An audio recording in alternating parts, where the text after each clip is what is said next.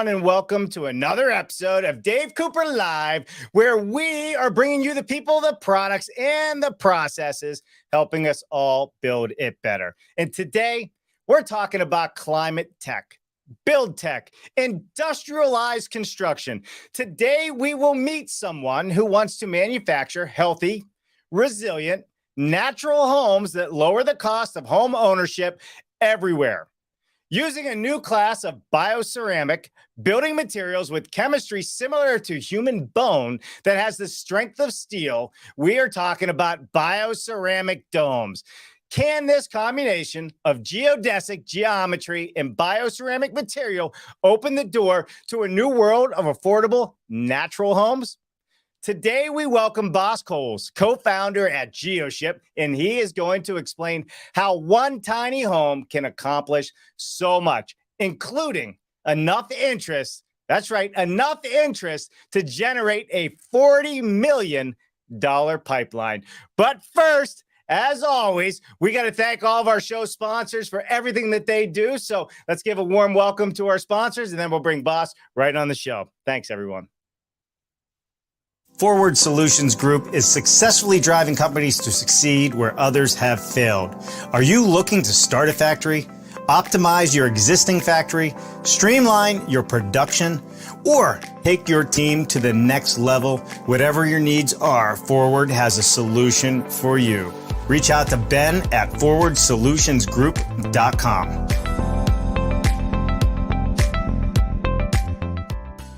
Howick Ltd. has a long history of innovation in cold form steel manufacturing and producing innovative precision roll forming technology for customers throughout the United States and the world. Check out their machine buyer's guide for off-site modular construction or fast build construction with light steel for framing. Go to their website, howickltd.com. All right. Again, thanks to all of our sponsors. We cannot do all of this without them. So please take a moment, go say hello, go thank them for helping us bring you all these informative conversations. All right. Well, without further ado, let's bring in Bas. Hey, Bas, how are you? Hi, Dave. Good to be here. Man, it's exciting for you to be here. $40 million, man. That's awesome. That is super cool. Bas, before we jump into it and before you give us a tour of one of your domes, we want to know everything about you from the moment you were born to this very moment in time. Do not leave out any of the good stuff from the hospital, or I'm going to bring your partner on the show, and I bet that could get quite embarrassing once he starts spilling the beans. But you only have 2 minutes, so the show floor is yours. Go for it. Okay, yeah, I am born in the Netherlands, grew up in a little village on the countryside in the south of the country.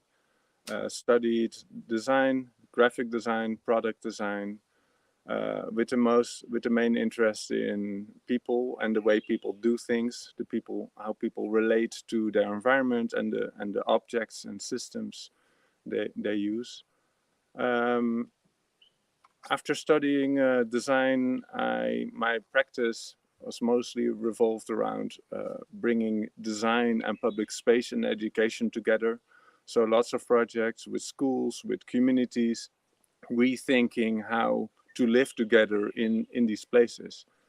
And from one thing comes the other. From after living in London and Berlin, I moved to the US. And in my arriving to the US, I met Morgan. Morgan had, by that time, already been working on Geoship for a couple of years.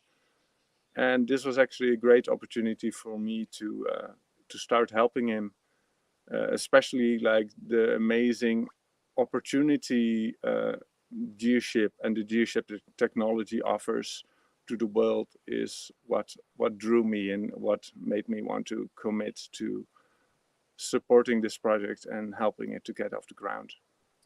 Yeah, and that's where we're at right now.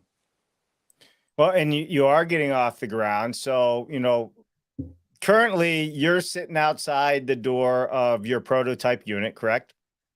Correct. Yep. And we're going to hear the birds in the background and everything else. I mean, it's really in a very nature, I guess, I don't know the word for it. You're outside, you're surrounded by nature, and you're living in a highly efficient geodome. So talk me through, like, where did this all come from, boss? I mean, like, how do you and your partner, you just wake up and say, you know, I'm going to take this really complex idea of how you do a geodome, which has been around for a long time, and then you actually had to decide on the products, the process. Walk us through how the whole thought process started and you getting involved in this. Yeah, a lot of this stuff is actually, at least the parameters were figured out before I got involved. So Morgan had been traveling the world for a while and wanted to really create a place for him to develop his art. And at the same time, his brother was trying to figure out how to build a home for his family, and trying to do that from mostly from reclaimed wood, from wood from the land, really trying to do it in the best as possible for his family, for the environment, and just really struggling with, like, how is this even possible?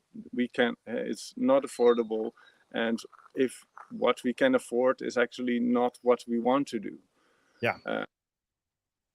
That's the general framing of how it came to be. And from that point, Morgan and his brother basically started to investigate, dive, like, so what should it be?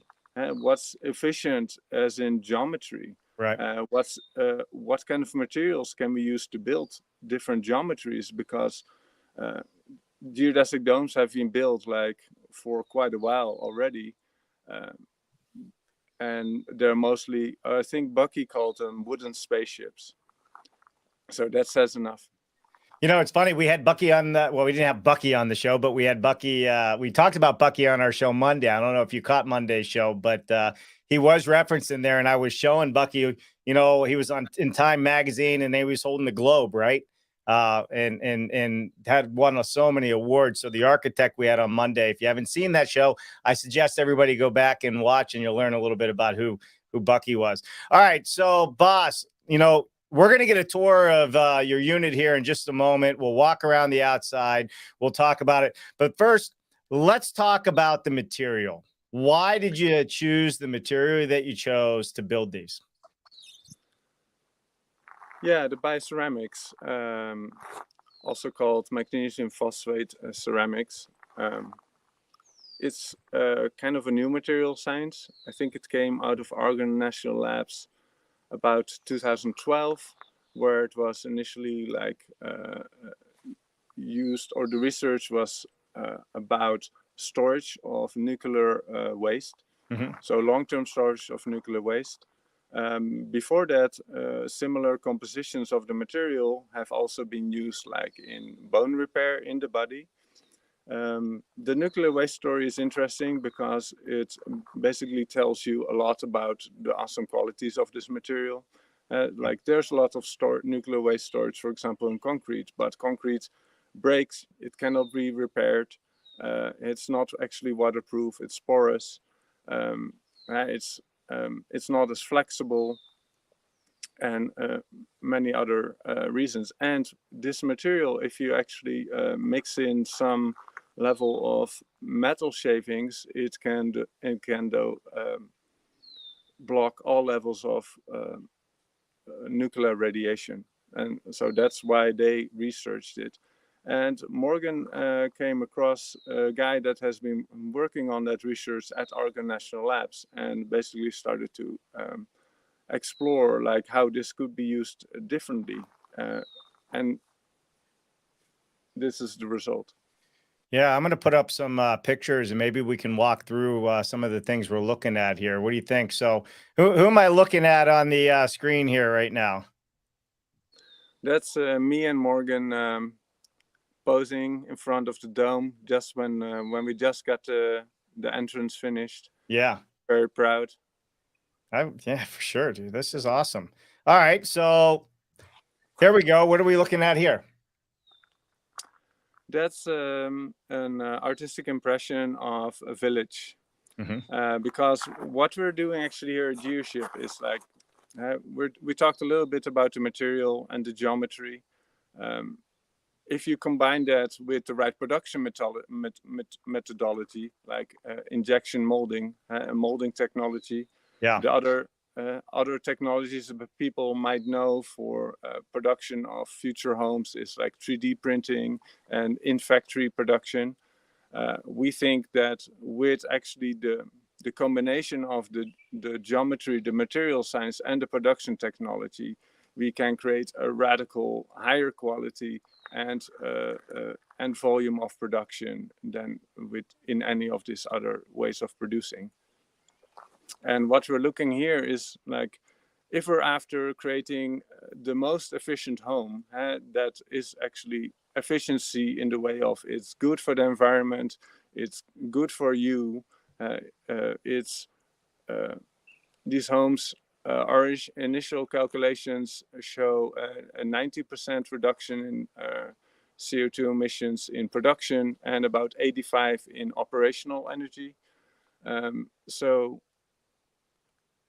efficiency is really important for us. But if you really want to step up efficiency, it's not about every single family like having all their own little compounds. It's about living together in community. That's what brings efficiency and quality of life up. Again, a radical step from just living next to each other. Just a night view of it. That's beautiful. So what are we looking at here? This is obviously the prototyping that you guys went through. Can you take us through the process of how you've done this and how many iterations of this process you went through before you ended up with what you have right now? Yeah, that's a good question. A little bit about the prototype. Well, what you see here is a couple of steps just to illustrate like what we go through. The geodesic dome is fully modeled in the computer, so every part is high precision modeled in the computer. Then a mold is being made, and from this molds you get like high precision parts that fit exactly together on site. That's one of the real amazing features of the technology that we're developing.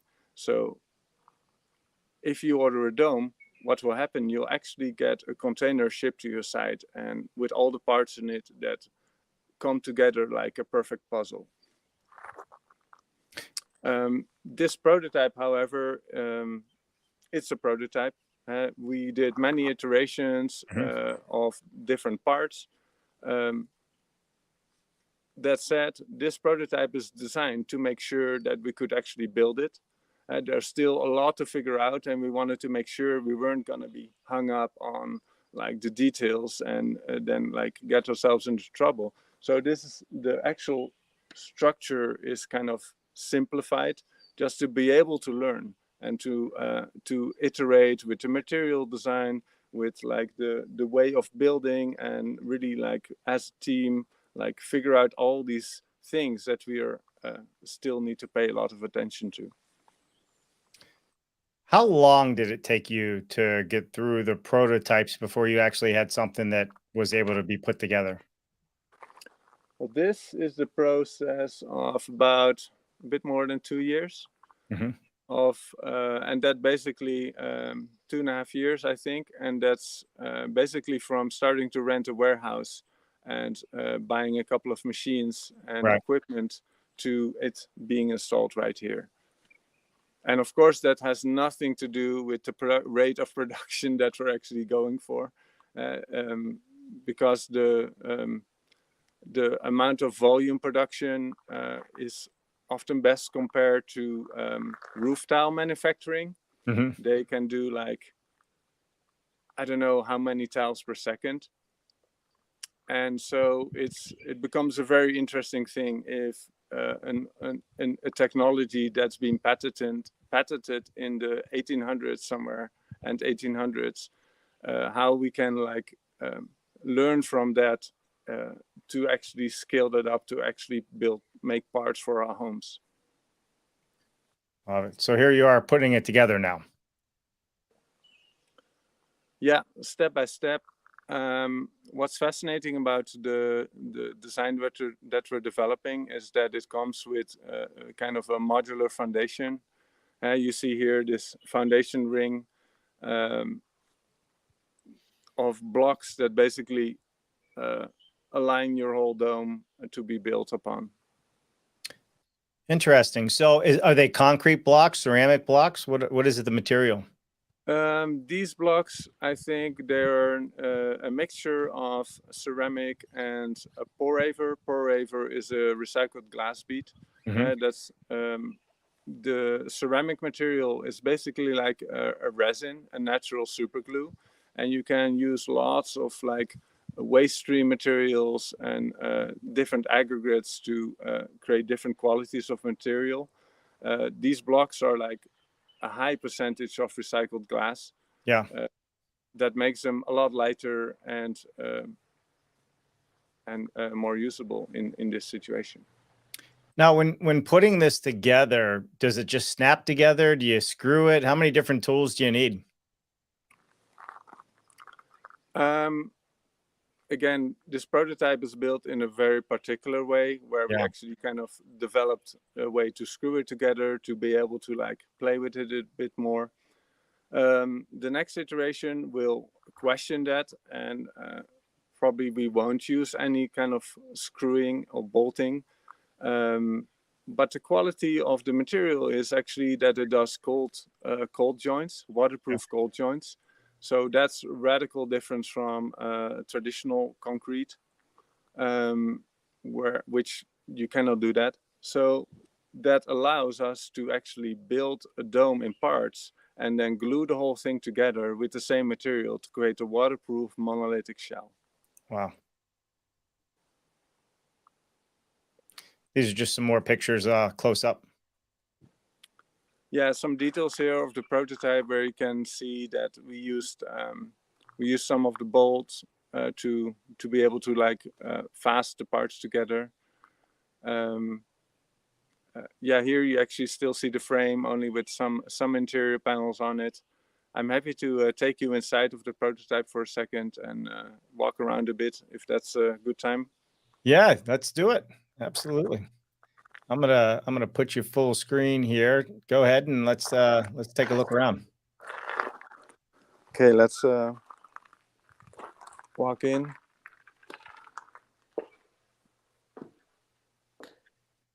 So here you have a little bit of an impression of our interior of the dome. How thick are the walls? These walls are actually designed with a 10-foot insulation 10-inch insulation cavity. At the moment, this prototype is actually not yet insulated. We're working on getting wool for this first iteration with insulation. Okay. And initially, we're actually working on a ceramic insulation. That means like a ceramic foamed insulation, because the ceramic is like, it doesn't allow mold growth. It doesn't actually, insects don't want to eat it. So there's a lot of reasons why it's very beneficial to create a lightweight ceramic foam insulation. Sure. So you mentioned a cold connection point, right? Like you're not going to do a cold connection point with concrete. Yeah. So how do you manage the water? How is the water managed with all of those crevices, coming down? Is it the way that it interlocks? Is there channels to drain the water? Can you walk us through that a little bit? Yeah, waterproofing is always one of the big questions with domes. Yeah, and the cold joints, waterproof cold joints, is one level of securing that. Yeah. Another level that we're working on is like overlap and channels to divert that water back into the ground. How about the floor? What are we looking at for a floor inside the geodomes? At this dome has an earthen floor made by a local COP professional. What's nice, I think, about these domes is how we think about them, they're more like a canvas. We can provide this ultra high quality shell, and you can start to like play with the interior, with your floor, and start to really personalize it. As in windows, you can choose wherever you want the windows. You'll be able to connect different size domes, connect similar size domes. So you could, for example, have two of these, or we're working on a bigger one as well. So just to create a range, think of this as a modular system. Yeah. Where you can define your house by combining different dome sizes. And that can be either for your tiny home, for your like family home, or for a co-living situation, or however you like. Walk me through how you see the process of this going. I say, all right, boss, I need a couple of these. Want to make a cool studio. There's a lot of things on my show that I'm like, I need one of those for my studio. But the reality of it is, how is this going to ship out? And it's very complex in the way it's designed and shaped, but yet it's very simple. And on that side, how do I know how to put this together, and how would I receive this from you? Good question. You'll receive this in a container or on pallets, depending where you live, probably, and how accessible your place is. We designed this dome so every part is manageable by a person, so it can be carried and lifted by an individual. Very important, because of course we'll be able to supply builders with experience to help you to put it together for you, but we're also designing it so owner builders will be able to build it themselves. And how that works, like think of it a little bit as your IKEA bed that you're putting together. You get a couple of tools with it. You get your Allen key, and you get your drawings, and it's usually not real rocket science. And anybody with a little bit of experience is able to do it without an issue. And imagine that now a little bit in the future with use of technologies, AR glasses. With virtual assistants can majorly help and help this process as well, to really literally show you in your goggles, like this panel needs to move here, this panel needs to move there. And the idea is that this kind of studio sized dome, which is about 18-foot diameter inside, is you should be able to put it up in a couple of days. Wow. I mean, they really are just, pleasing to look at, just the shapes and, why geo domes? I mean, out of all the structures you could build, why, did you choose to use this as your building process? Yeah. Well, we started with the material, and this is like a very high quality material that is totally non-toxic, is resilient to fires, to mold, and all these things. Right. The next thing that we're looking on is like, if we want to innovate home building, is the geometry. The geodesic dome has a couple of really interesting qualities. For example, it's one of the most resilient geometries known to man. And it's also the most efficient way to enclose space. So if you would have a box with the same kind of floor surface area, your outside wall area would be almost double than from a dome. And so what that does is create this radical advantage, like in efficiency and in operational efficiency, like how much energy you need to heat it and cool it. Also there, the dome, the airflow in the dome is actually something that's a lot more optimal than in box homes. But also just simply, you need a lot less material to be able to make it. And because we produce these parts, this dome exists of like a handful of parts that you get a whole bunch of. Yeah. So it's really about simplifying this home building. There's you're basically cutting out like a ton of middlemen, you could say it's like that. And we're simplifying that process. We're going from raw minerals to finished homes. And that's basically like this a major advantage that the geodesic dome brings.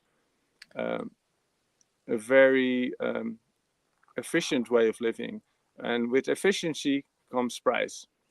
And that's why, like, if we have then a material that's it's basically a natural building material, and we can actually produce this for a fraction of the price of a current home, and we're not starting at rock bottom prices.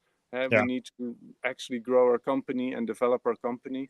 So over time, we imagine homes go back to a price that's about 2.5x the median income, while at this point they're about 6 or 7 times the median income. So let's look at some of the stats you have here on your website. 90% reduced CO2 is what you're saying you get from this. 10 times more energy efficient, and we're going to talk about utilities in a moment, and we will get to some of the comments there. So just hang tight with me. Near zero waste, recyclable, utilizes waste streams, and 500-year design life. So first off, let's go to the 90% reduced CO2. What makes that happen? Well, that's a combination of the material science and the geometry. Had the radical efficiency of the geodesic dome. Yeah. Plus, had the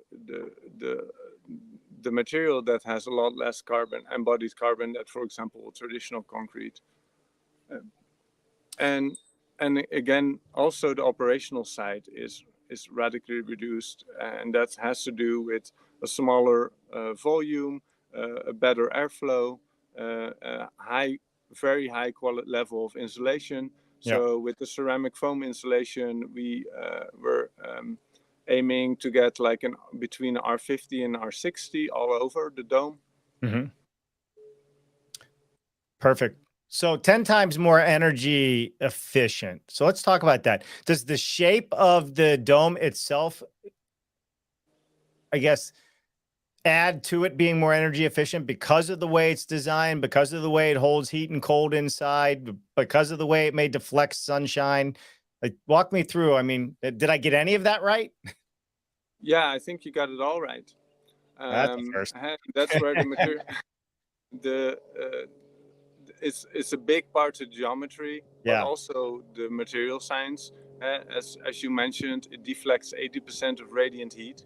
That means that it's easier to keep cool in the summer, and it's easier to keep warm in the winter. Perfect. And 500-year design life, I guess, because it doesn't rot and the bugs don't eat it, it can last forever as long as you maintain it, right? Yeah, and another very important part of that is repairability. So because this material does waterproof cold joints, whatever happens, you can actually repair the structure with the same material, or even resurface it, or whatever is needed. Yeah. Resilient to fires. How important is that to you based on where you live right now and to the communities in the California area? Because you're right at the base of the Sierra foothills, right? So yeah, we're in the middle. We're in the heart of fire country here, and it's always exciting times here in autumn after it's gotten incredibly dry. Yes, this material resists like a high level of fire. Sure, if you still need to prep your land in the proper way, it's like because the you could say the sensitive part of a structure like this is the windows. But the material itself, so the dome, is totally not. It doesn't catch fire. At all. Geodesic Lego is what you call it on your site. Now, I know you already talked about all of these things, but what I like about this diagram is it's right here in front of us. Can you take us around this in a clockwise motion or a counterclockwise motion and just explain each piece of that quickly? Yeah, let's start with breathing walls. Breathing walls is actually a very fascinating quality that this material science allows. Because of its certain qualities, it can draw vapor and moisture like out of the structure. Depends on how we layer the panels. So it means that we're not trying to create like a building that is totally sealed like plastic. No, it's Mhm. like, but it's a bit more advanced than just closing things off with plastic. The building actually allows movement of water vapor. Wow. Passive solar is like, it's really important how you design your home in relation to your geolocation. If you live in a place where it's insanely sunny, maybe you need to really think, where do I want to catch the sun in the morning? Do I have like a heat storage, a heat sink inside? Maybe it's your top floor that then can hold this heat and radiate it throughout the day and night. So it's passive solar really is about how to design your window layout and your interior together. Hmm. Configurable skylights, that's exactly what we're just talking about. Your windows can go wherever you want. We always imagine that in the configurator that we're developing, you'll be able to get an optimal suggestion from the computer, and from there you start chipping away to tune it and like make it also closer to your expression. Because efficiency and expression, like, find a balance between them. Uh, Entrance and dome connectors. So there will be a series of entrances. Um, and connectors. Connectors are to connect different dome sizes together, or the same domes to expand your dome home. Multifunctional foundation system, we just touched a little bit on that. It's mostly about what do most people need, and then how can it be expanded to, for example, accommodate basements, Yeah. accommodate hillsides, different kind of soil types, and so on. High strength ceramic composite. Um, that's how we talk about the ceramics construction that we're doing. It's a Mhm. ceramic composite manufacturing. So the ceramic is the glue, and we work with basalt and hemp fibers and different fibers to actually create the mesh within these panels. It's more like how you build high efficient like airplane shapes. It's this resin shape, but then with the natural resin. Natural air exchange, there will be vents on the bottom and top, and domes have a very natural kind of way of moving air through. So even without moving parts, there's a natural airflow in these domes. Mhm. Insulation cavity, we already addressed that. Interior design system will be a very fascinating thing. We're just in the early stages of that, but because we have a dome around us and every corner of the panel is a structural point, it basically allows us to completely rethink of how do we build interiors. And the interior design system that we're developing is basically a toolkit of base elements that connect to these structural points for people to be able to design their interior with. Um, Biophilic design.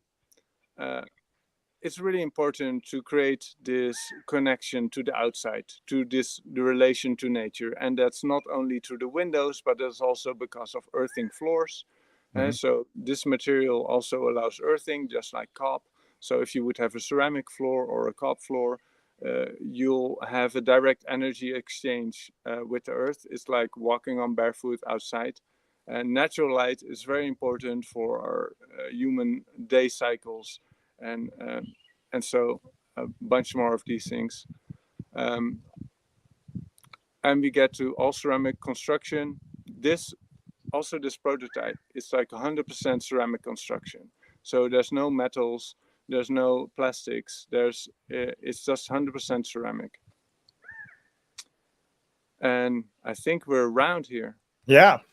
No, I appreciate that and all the detail. We talked about how you can put all the domes together, and you're kind of doing a I guess kind of a timeline of single, double, family, and co-housing and how it all comes together.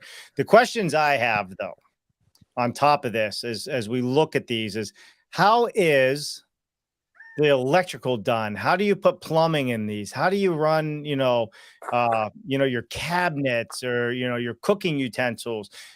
Does it have to be, um, do you have to give up some of the amenities that we expect, or can these be as luxury as you want them to be? They can be as luxurious as you want them to be. Yeah. Power and water is basically run in a very similar way as in a traditional home.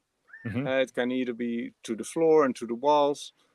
So that's really not a non-issue actually. And of course, people then the next thing that people say is like, so, but can I bring my traditional furniture into this thing?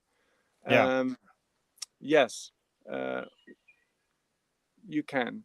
There will be subdividing walls, especially in the bigger domes, but also on the side of the dome. I can basically walk towards the wall of towards the side of the dome uh, and touch it with my toes, and my head would not be touching the ceiling. So what it means is like the dome kind of bulges out a little bit, so all our traditional appliances and things can still be used. Sure, some things will be changed, but Mhm. that's what this interior design system is for, to accommodate all these things. So I see lights hanging and things of that nature. How are you going to run wires in something that comes in so many pieces? Or maybe I'll take a stab at this. Is it going to be electrified between all the connection points, almost like a low voltage? Yeah, we haven't really gone there as in developed that, but Yeah. there's definitely a lot of thoughts around that kind of solutions, that you basically have a 12-volt grid around your dome uh, already ready to plug in. Um, so yeah, and oh, something about the windows. There's actually something that's pretty magical when you start to work on mass production. And that actually allows for a lot of fringe technologies that only use for like big construction projects to enter, uh, to become accessible. So, for example, we're learning about um, uh, electrochromic glass and all these kind of technologies that Yeah. would be really like interesting to apply to this dome. And I see here that you're scrolling by our Earth shot. Yeah.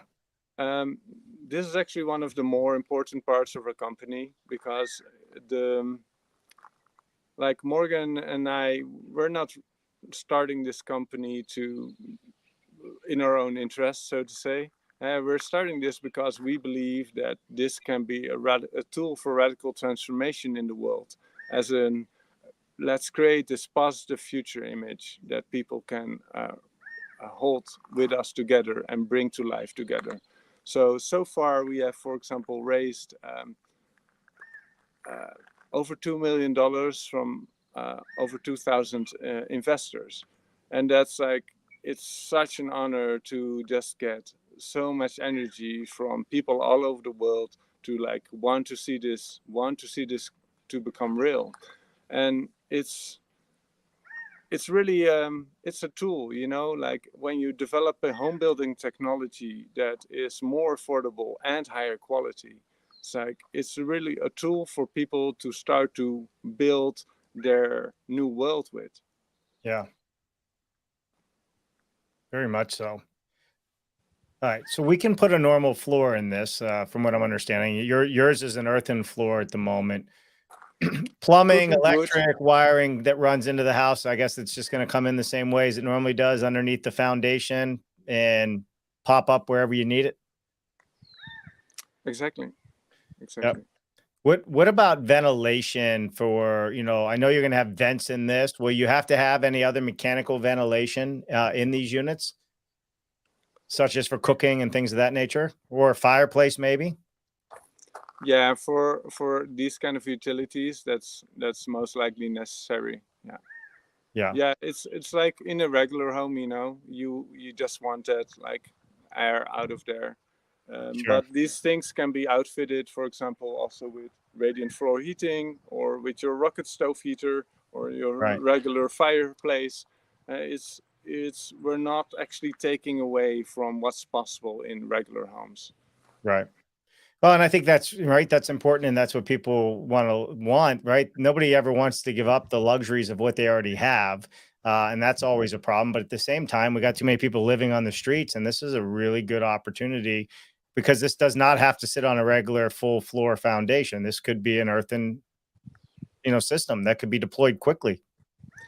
Yeah, and also something to keep in mind is like it's like, why would people pay twice the amount of money to live in a box? Right.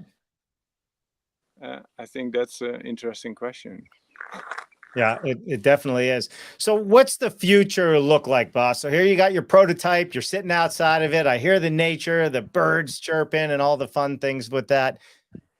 What is the next steps, boss? And when can people buy one of these, order one of these? How does this work? Yeah, it works in a way that we still have quite a lot of work to do.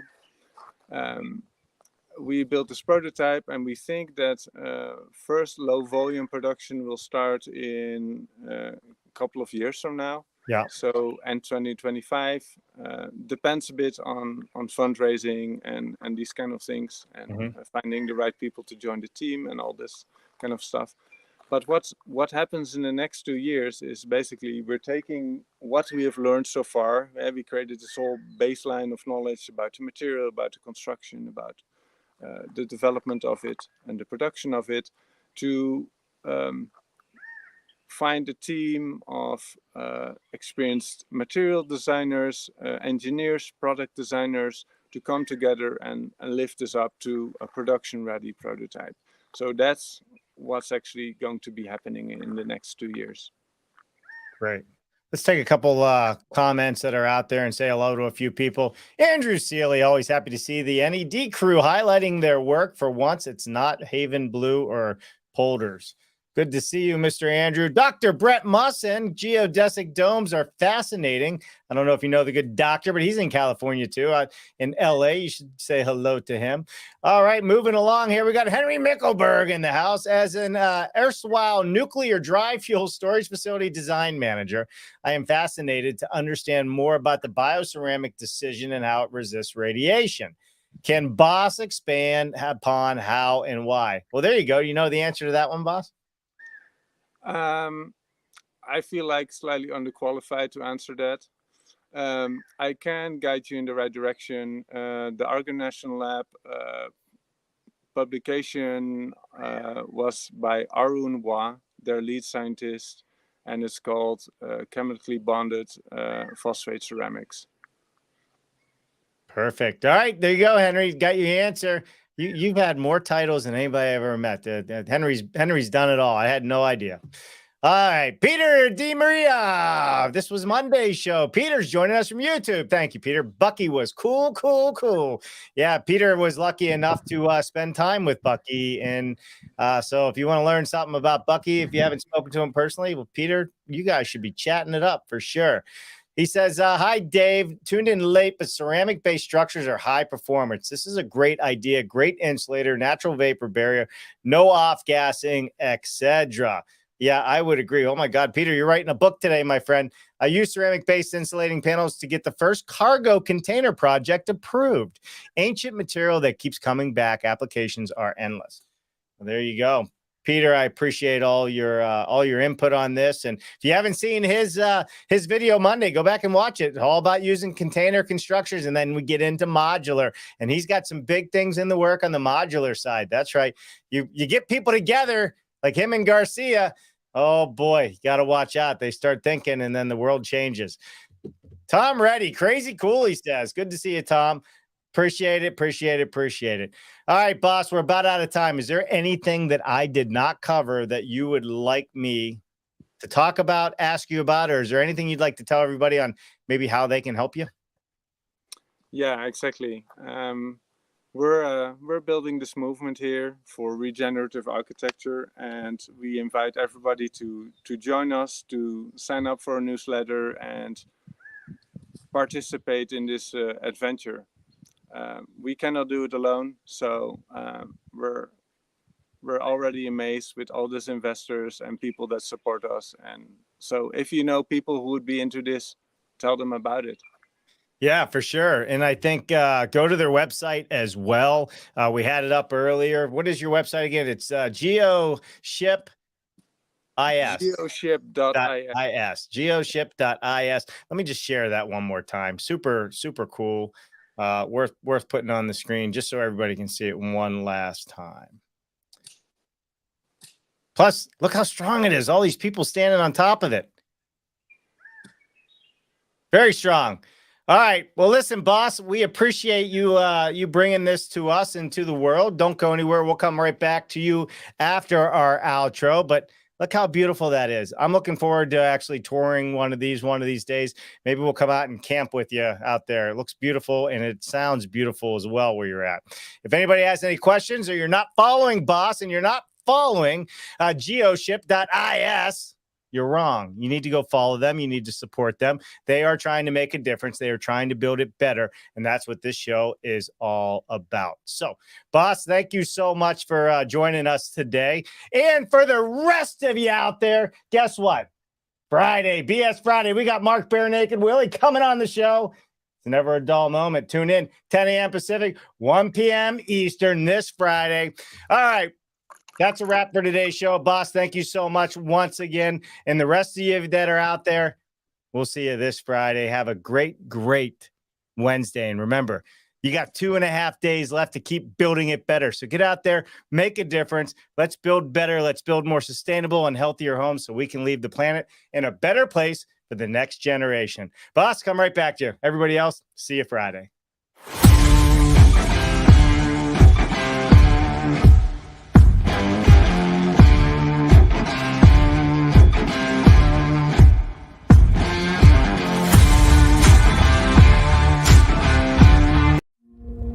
What an amazing show. Thank you to all of our sponsors for helping us to continue to bring all of these innovative conversations to all of you out there. Please visit them, see what they have to offer you, and as always, subscribe to the YouTube channel and ring that bell. It would mean the world to us. I'm Dave Cooper. Thanks for watching.